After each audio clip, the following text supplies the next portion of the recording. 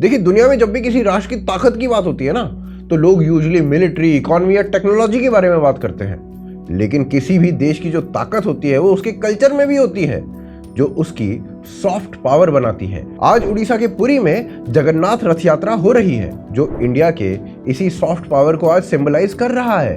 आज देश विदेश से फॉरेनर्स उड़ीसा के इस भव्य रथ यात्रा का हिस्सा बनने के लिए आए हुए हैं और पूरे धूमधाम से ये यात्रा मनाई जा रही है।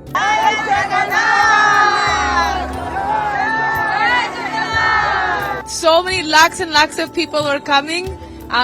By Jagannath's mercy, I got to take his darshan. Hare Krishna, my name is Surjeshwari Dasi. I am from my country is Russia. Very close. We are so happy. Thank you for this moment. We are very happy. And I'm extremely happy to be here. To have this, I'm a foreigner. I cannot come inside the temple. But this festival time, I can see the God himself. Hopefully, if Jagannath is merciful, we can pull his rats because today is the second day. Jai Jagannath. इसीलिए आज ये event सिर्फ उड़ीसा के लिए नहीं, बल्कि आज जगन्नाथ रथ यात्रा एक ग्लोबल फेस्टिवल बन चुका है, फिर चाहे वो चाइना हो,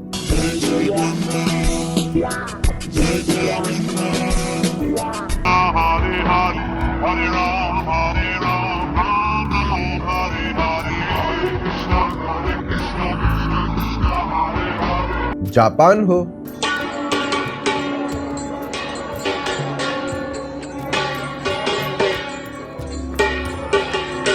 साउथ अफ्रीका हो,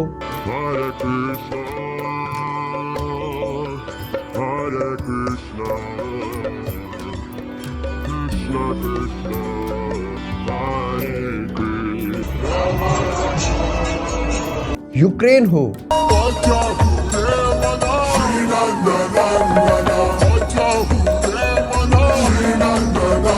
या फिर इजराइल हो।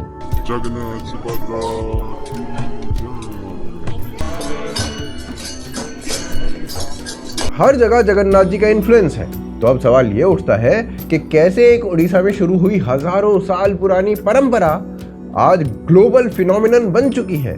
कैसे जगन्नाथ रथ यात्रा भारत की आइडेंटिटी का कल्चरल ब्रांड एम्बेसडर बन चुकी है। आइए इस वीडियो के अंत तक हम सब समझ जाएंगे। देखिए, जगन्नाथ यात्रा आज भारत के लिए कैसे ग्लोबल सॉफ्ट पावर बन गई है, ये समझने के लिए ना हमें सबसे पहले इस बात को समझना होगा कि इस परंपरा की शुरुआत कब, कैसे और कहां हुई। अब ऐसे तो जगन्नाथ यात्रा के ओरिजिन को लेकर कई अलग प्रकार की स्टोरीज हैं, लेकिन हम यहाँ पर मेनली उस वर्जन पर फोकस करेंगे जो सबसे वाइडली एक्सेप्टेड है। जब द्वारका में भगवान श्री कृष्ण का अंतिम संस्कार हो रहा था, तब बलराम जी अत्यंत दुखी होकर उनके पार्थिव शरीर को लेकर समुद्र में डूब गए। उनके पीछे पीछे सुभद्रा जी भी चली गई। इसी दौरान पुरी के राजा इंद्रद्युम्न को एक सपना आता है। उन्हें स्वप्न में दर्शन होता है कि भगवान का दिव्य शरीर उनके साम्राज्य के समुद्र तट पर मिलने वाला है और उन्हें उस स्थान पर एक मंदिर बनाकर भगवान के रूप की स्थापना करनी है। यह सपना सत्य निकलता है और राजा को भगवान की अस्थियां प्राप्त होती हैं, जिन्हें आज ब्रह्म पदार्थ कहते हैं। फिर राजा को पता चलता है कि मूर्तियां सिर्फ उन खास लकड़ियों से बननी चाहिए जो समुद्र में तैर कर आएंगी। जब वो लकड़ी मिलती है तो वो इतनी भारी थी कि कोई उसे हटा नहीं पा रहा था। तब मूर्तियों को बनाने के लिए स्वयं भगवान विश्वकर्मा एक बूढ़े कारीगर के रूप में आते हैं। अब ब्रह्मा जी ने इन तीनों प्रतिमाओं को, तीनों मूर्तियों को ये रूप क्यों दिया, इसके पीछे भी एक कहानी है। एक दिन भगवान श्री कृष्ण नींद में राधे राधे कहने लगते हैं। ये सुनकर उनकी 8 रानियां चौंक जाती हैं और माता रोहिणी से अनुरोध करती हैं कि वो श्री कृष्ण और राधा की कथा सुनाएं। रोहिणी जी शर्त रखती हैं कि सुभद्रा को द्वारपाल बनाया जाए ताकि कोई भी भीतर प्रवेश ना कर सके। कथा सुनाते टाइम श्री कृष्ण और बलराम दोनों द्वार पर आ जाते हैं, जहां सुभद्रा उन्हें रोककर खुद दोनों के साथ कथा सुनने लग जाती है। कथा इतनी भाव विभोर कर देने वाली थी कि तीनों के हाथ पैर अदृश्य हो जाते हैं और उसी समय देवऋषि नारद वहां पहुंचते हैं और भगवान कृष्ण को ऐसे रूप में देखकर उनसे प्रार्थना करते हैं कि जो भावामग्न रूप है ना, ये पृथ्वी पर सभी भक्तों के लिए सदा उपलब्ध होना चाहिए। श्री कृष्ण तथास्तु कहते हैं और उनके देहावसान के बाद यही स्वरूप जो है वो विश्वकर्मा जी बनाने का फैसला लेते हैं। पर उन्होंने ना पुरी के राजा को चेतावनी दी थी और एक शर्त रखी थी कि वो 21 दिन तक इन मूर्तियों को बनाएंगे और इस दौरान उन्हें कोई नहीं देखेगा। यदि कार्य के दौरान उनको टोका गया तो वो अधूरी मूर्तियां छोड़कर चले जाएंगे। राजा ने ये शर्त मान ली थी। विश्वकर्मा जी ने काम भी शुरू कर दिया था, पर कई दिन तक अंदर से ना कोई आवाज आई, ना कोई हलचल हुई। राजा को लगा कि शायद हो सकता है कि बूढ़े कारीगर की मृत्यु हो गई होगी, इसीलिए वो चिंतित हो गए और नियम तोड़ने पर उन्होंने दरवाजा खुलवाया। But guess what, Vishwakarma ji जा चुके थे और पाया कि मूर्तियां अधूरी थी। भगवान के हाथ छोटे बने थे, पैर तो बने ही नहीं थे। राजा ने अल्टीमेटली इन अधूरी मूर्तियों को स्थापित कर दिया, ये कहते हुए कि शायद भगवान की यही इच्छा है। और भगवान की अस्थियां यानी कि ब्रह्म पदार्थ उनको मूर्ति के पीछे बनी खोखली जगह में रखवा दिया गया। तब से परंपरा शुरू हो गई। हर 12 साल में पुरानी मूर्तियों को हटाकर नई मूर्तियां बनाई जाती हैं, जो फिर से अधूरी होती हैं। अब सवाल ये आता है कि फिर ये रथ यात्रा की परंपरा कहां से शुरू हुई?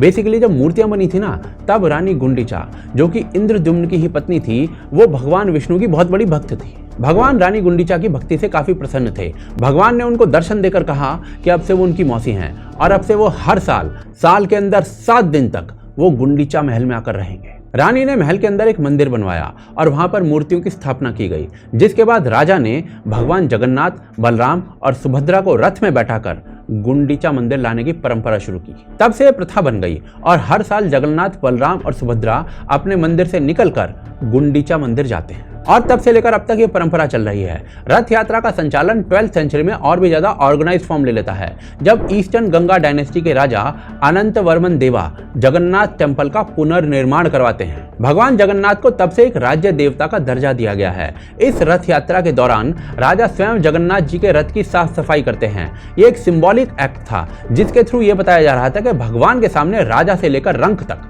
सब एक समान है। धीरे धीरे वक्त बीतता है और ये रथ यात्रा और भी धूमधाम से और भक्ति से मनाई जाने लगती है। ब्रिटिश पीरियड में जब अंग्रेजों ने इस रथ यात्रा को पहली बार देखा था ना, तो इसकी ग्रैंडनेस को देखकर सब हिल गए थे। वो ये देखकर हैरान हो गए थे कि कैसे लाखों लोग बिना किसी सेंट्रल प्लानिंग के, बिना किसी सेंट्रलाइज्ड ऑर्डर के एक फोर्स बनके जगन्नाथ जी और उनके भाई बहनों के रथ को खींच रहे हैं। अंग्रेज जो थे ये देखकर बहुत ज्यादा प्रभावित हुए थे और उन्होंने भगवान जगन्नाथ से एक नया शब्द ही क्रिएट कर दिया था, जगन्नाथ, जिसका मतलब होता है अनस्टॉपेबल। और आज की डेट में ये यात्रा जो है ना, वो परंपरा से ज्यादा एक सिविलाइजेशनल स्टेटमेंट बन चुकी है। पर सबसे मजेदार बात पता है क्या है? भगवान जगन्नाथ की रथ यात्रा उड़ीसा से शुरू जरूर हुई थी, पर उसका इन्फ्लुएंस आज पूरे देश में और पूरी दुनिया भर में देखा जाना शुरू हो चुका है। और आज ये ना इंडिया के लिए एक बहुत बड़ी सॉफ्ट पावर बन चुका है। भगवान जगन्नाथ, यहाँ जगन्नाथ का अर्थ है जगत का नाथ, पूरे जगत का नाथ। और आज की डेट में देखा जाए तो लिटरली जगन्नाथ जी जो है ना, वो दुनिया के हर कोने में अपनी स्थिति बना चुके हैं। ये जो रथ यात्रा कभी उड़ीसा तक सीमित हुआ करती थी ना, आज पूरे भारत में, चाहे पुणे हो, बंगाल हो, दिल्ली हो, अहमदाबाद हो,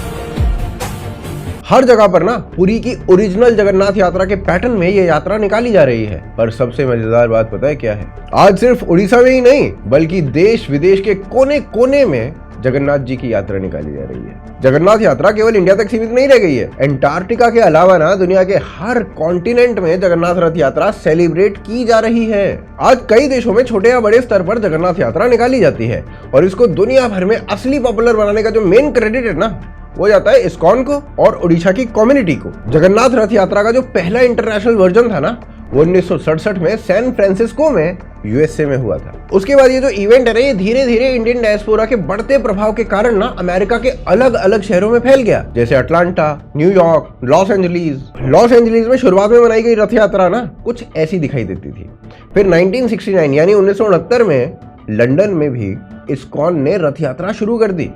केवल 8 लोगों ने मिलकर उस वक्त चैरियट बनाया और पूरे इवेंट को ऑर्गेनाइज किया। लेकिन धीरे धीरे ना ये इवेंट इतना बड़ा होता चला गया कि 1996 तक 8000 लोग इस प्रोसेशन में शामिल होने लगे। आज की तारीख में लंदन का जो जगन्नाथ रथ यात्रा फेस्टिवल है ना, वो 20,000 से ज्यादा लोगों को अट्रैक्ट करता है, जिसमें कई तो नॉन हिंदू होते हैं। सगळे भजन कीर्तन करत एकदम मज्जा नसपा लागला।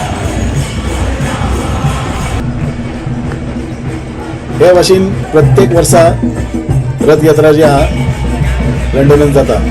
मेलबर्न में भी 1970 तक ये यात्रा बनानी शुरू कर दी थी और फिर धीरे धीरे ये जो यात्रा है ना, ये इतनी पॉपुलर हो गई कि मेलबर्न के सेंट किल्डा फेस्टिवल का ऑफिशियल पार्ट बन गई। सेंट किल्डा ना ऑस्ट्रेलिया के सबसे बड़े म्यूजिक फेस्टिवल में से एक है। ये यात्रा ना हर फरवरी में होती है और हर साल हजारों लोग इसमें आते हैं। सिर्फ हिंदू ही नहीं, बल्कि लोकल ऑस्ट्रेलियंस भी इस यात्रा का हिस्सा बनते हैं।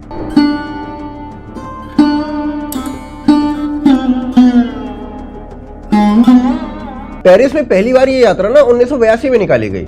शुरुआती सालों में चैरियट जो था वो लंदन से बोरो करके लाना पड़ता था और बहुत ही मुट्ठी भर लोग इस यात्रा में जुड़ते थे। फिर धीरे धीरे ये यात्रा फ्रांस में भी पॉपुलर होना शुरू हो गई थी।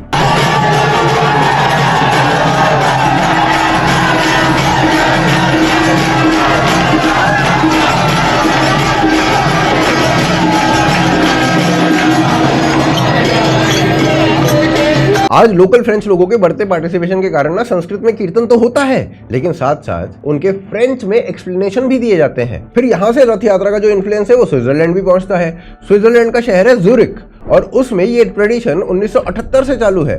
कृष्ण टेम्पल ज्यूरिख इसको ऑर्गेनाइज हर साल कराता है। परेड ना यूजुअली चाइना गार्डन से शुरू होती है और बुर्ग लिप्लाट्स पे खत्म होती है और पूरे शहर के लोग ना इसमें हिस्सा लेते हैं, जिसमें मेजॉरिटी लोग जो होते हैं वो स्विट्जरलैंड के लोकल होते हैं। Hare Krishna everyone, we are here. Hare Krishna from Zurich. Today we are celebrating Ratha Yatra festival. Behind me is the chariot of Lord Jagannath Baladev Subhadra.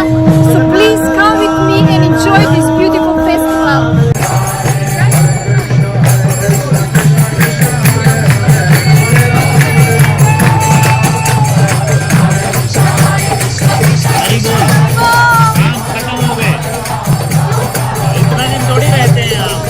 इस समय बार्कले शहर में भी जगन्नाथ यात्रा की शुरुआत हुई, जिसमें हिंदूज के साथ साथ ना कई अमेरिकन्स भी इस यात्रा का हिस्सा बने।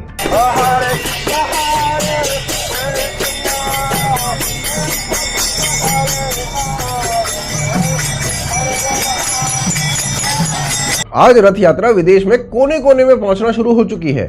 जापान में भी 2008 में जगन्नाथ रथ यात्रा शुरू हो चुकी थी और 2008 से 2014 तक ये यात्रा इतनी बड़ी हो गई कि जापान के जो न्यूज मैगजीन्स थे ना वो इसको कवर करना शुरू कर चुके थे।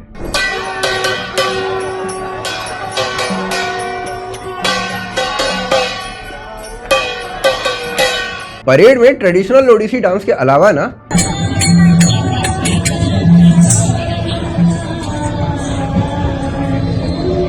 लोकल जापानीज आर्ट फॉर्म्स भी इंक्लूड करने शुरू हो चुके थे, जैसे ओकिनावा आइसा ड्रमर्स और टोकुशिमा आवा ओडोरी डांसर्स। और उधर से जर्मनी के बर्लिन में ना इस्कॉन ने 2016 में इस फेस्टिवल को करना शुरू किया था। 2017 के बाद हर समर्स में इसको ऑर्गेनाइज किया जाता है, मोस्टली गवर्नमेंट क्वार्टर्स के आसपास।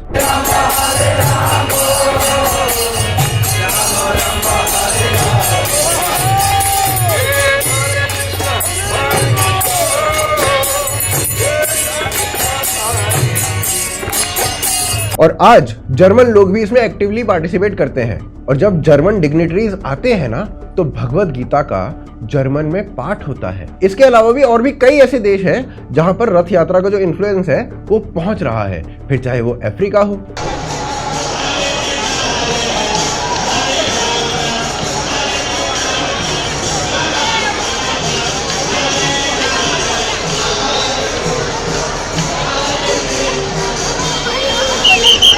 या पोलैंड हो,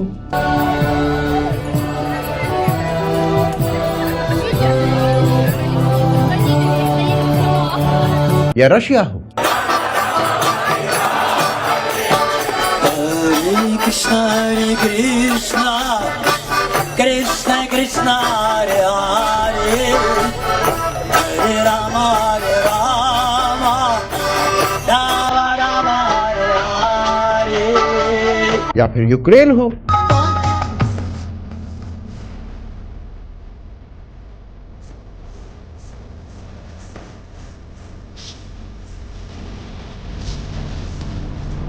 चाइना हो, जय बलदेव जय जय सुभद्रा, जय जय जगन्नाथ जय जय जगन्नाथ जय बलदेव जय जय सुभद्रा, जय जगन्नाथ जय। स्विट्जरलैंड हो,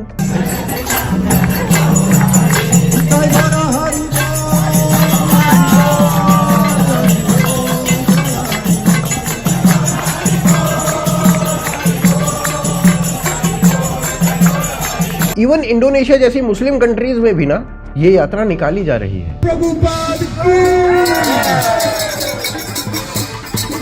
कलियुग पावन श्री हरिनाम संकीर्तन यज्ञ थी।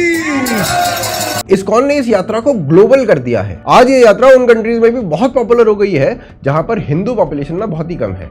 आज के टाइम में हर साल पूरे देश विदेश में जगन्नाथ रथ यात्रा होती है और वो भी फुल ग्रैंडनेस के साथ। अब ये जो यात्रा है ना, ये केवल उड़ीसा का फेस्टिवल नहीं रह गई है बल्कि पूरी दुनिया का फेस्टिवल बन चुकी है। आज इसका इम्पैक्ट ये हो रहा है कि विदेशों में जो नॉन हिंदूज हैं वो डायरेक्ट इंडियन कल्चर के ग्रैंडनेस को इन हैंड फील कर पा रहे हैं, जिसके कारण से ना ये लोग ट्रेडिशनल इंडियन क्लोथ्स पहनते हैं, डांस करते हैं, प्रसाद खाते हैं, इन प्रोसेशन का हिस्सा बनते हैं और चैंटिंग करते हैं।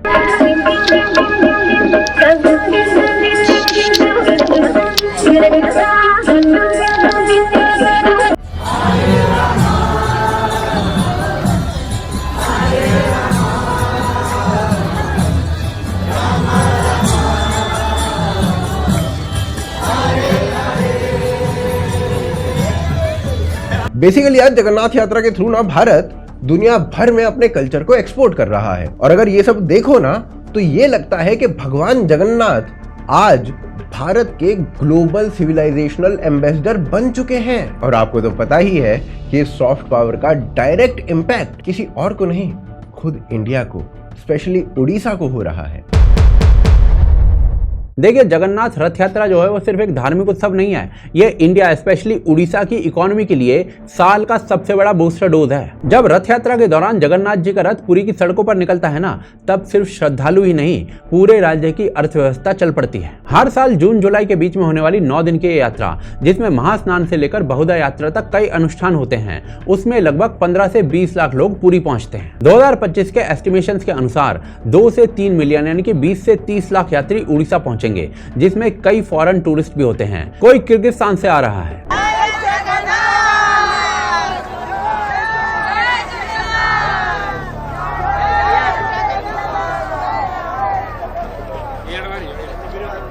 कोई रशिया से आया है। Hare Krishna, my name is Urjeshwari Dasi. I am from my country is Russia. Marshal Gurudev, Shri Narayana Goswami Maharaj. So we came here for Guru Seva. I came here under the guidance of my Gurudev from Vishnupata Sutrashata Shrimad Bhaktivedanta Madhusudana Goswami Maharaj from Vrindavan. कोई America से आया है। I can't believe that I get this opportunity. I'm the first member of my family who became vegetarian, who pursued the Vedic path. I grew up Catholic, going to Catholic school. और कोई Africa से इस यात्रा का हिस्सा बनने आया है। My name is Tulasi Maharani. I'm coming from West Africa, and this is my very first opportunity to witness Rath Yatra in Puri. And yesterday we only had the opportunity to take darshan of Jagannath, but today, hopefully, if Jagannath is merciful, we can pull his Rath because today is the second day. इतना बड़ा crowd जब देश विदेश से एक जगह आता है ना, तो एक तरीके से एक पूरे एंटायर इकोसिस्टम को एक्टिवेट कर देता है। 2023 में टूरिज्म अलोन उड़ीसा के जीडीपी का 13% कंट्रीब्यूट कर रहा था। टोटल टूरिज्म अर्निंग उस साल 9,871 करोड़ के आसपास थी और रथ यात्रा का इसमें मेजर शेयर था। डोमेस्टिक टूरिस्ट अराइवल भी 97 लाख तक पहुंच गए थे, जिसमें एक बड़ा हिस्सा जो था वो रथ यात्रा खींच कर लाई थी। सबसे पहली बात करते हैं हॉस्पिटैलिटी सेक्टर की। हर साल इस दौरान पुरी के hotels, lodges, guest houses literally 100% तक फुल हो जाते हैं। एडवांस बुकिंग इतनी ज्यादा हो जाती है कि स्टेट गवर्नमेंट को extra buses, free shuttle services और इवन बायो टॉयलेट्स तक अरेंज करने पड़ते हैं। पर इस फेस्टिवल का जो प्रभाव है ना, वो सिर्फ होटल्स की इकोनॉमी तक लिमिटेड नहीं है। स्ट्रीट वेंडर्स, ऑटो रिक्शा वाले, टैक्सी ड्राइवर्स, ढाबा ओनर्स, सबकी कमाई इस दौरान शूट कर जाती है। खाजा, छेना पोड़ा जैसे उड़िया स्वीट्स और सिल्वर ज्वेलरी, हैंडलूम, हैंडीक्राफ्ट, सब कुछ धमाके से बिकता है। ये जो फेस्टिवल है ना, वो डायरेक्ट इनकम जनरेट करता है वो स्मॉल एंड लोकल बिजनेसेस, मंदिर के आसपास के दुकानदारों से लेकर क्राफ्टमैन तक, सबके लिए गोल्डन अपॉर्चुनिटी होती है थोड़े पैसे कमाने की। ये एक ऐसा इकोसिस्टम है जहाँ स्पिरिचुअलिटी और इकोनॉमी पैरेलली चलती है। ट्रांसपोर्ट काफी बड़ा रोल प्ले करता है। ऑटो, बस rental, cycle rickshaws, private cab services, सबकी डिमांड पीक पर होती है। पुरी में ट्रैफिक मैनेजमेंट के लिए अब AI ड्रिवन CCTV कैमरास तक लगाए जा रहे हैं। कोणार्क, छिलिका जैसे आसपास के टूरिस्ट स्पॉट्स भी इस दौरान क्राउडेड हो जाते हैं, क्योंकि लोग रथ यात्रा के साथ और भी जगह घूमते हैं। इस दौरान लॉर्ड जगन्नाथ मंदिर में डोनेशंस भी काफी ज्यादा इंक्रीज हो जाते हैं, जिससे अल्टीमेटली मंदिर कम्युनिटी लाखों श्रद्धालुओं को मुफ्त में खाना खिलाती है, हॉस्पिटल से लेकर स्कूल तक को फंड करती है और ये सब कुछ इनडायरेक्टली डायरेक्टली लोगों की सेवा के साथ साथ स्टेट की इकोनॉमी को भी मजबूत करता है। जगन्नाथ टेम्पल को इस वीक में सबसे ज्यादा डोनेशन मिलता है। हर साल हजारों डिवोटीज अनाज, नारियल, पैसा और ज्वेलरी दान में देते हैं। ये पैसा टेम्पल सर्विसेज और चैरिटी प्रोग्राम्स में यूज होता है। पर आप इस इकोनॉमिक एस्पेक्ट को छोड़ दीजिए, जगन्नाथ यात्रा से एक और बहुत बड़ा काम हो रहा है। आज जगन्नाथ यात्रा दुनिया भर में इंडिया की एक बहुत बड़ी सॉफ्ट पावर बनकर उभर रही है। देखिए, अगर सॉफ्ट पावर की बात करें ना, तो सॉफ्ट पावर का मतलब होता है कि किसी देश की संस्कृति, विचारों और उसकी जो सिविलाइजेशनल वैल्यूज होती है ना, उसे उस देश की ताकत बनाकर पेश किया जाए। और अगर भारत की सबसे स्ट्रॉन्ग सॉफ्ट पावर एक्सपोर्ट की बात की जाए तो जगन्नाथ रथ यात्रा से बड़ा एग्जाम्पल शायद ही कोई मिले आपको। आज जगन्नाथ रथ यात्रा यूनिवर्सिटी इन डाइवर्सिटी का सबसे बड़ा एग्जाम्पल है, जो सब लोगों को, चाहे वो किसी भी बैकग्राउंड के हों, किसी भी एथनिसिटी के हों, सबको यूनाइट करके जोड़ के रखे हुए हैं। आज जहां एक और पूरी दुनिया पोलराइज हो रही है, जगह जगह वॉर्स हो रहे हैं, कुछ रेडिकल्स अपने आइडेंटिटीज के नाम पर हेट्रेड फैला रहे हैं, उसी वक्त ना जगन्नाथ यात्रा इंडिया की तरफ से एक ऐसी सिविलाइजेशनल डिप्लोमेसी बन के उभर रही है जो सबको अपनापन देती है। That is the real definition of Indian soft power. आज फॉरेनर्स जो है ना, वो इंडियन कल्चर के मात्र इंट्रोडक्शन से ही इस कल्चर की तरफ अट्रैक्ट हो जाते हैं। आज ये बात कहना बिल्कुल गलत नहीं होगा कि Jagannath Rath Yatra is one of the largest Hindu festivals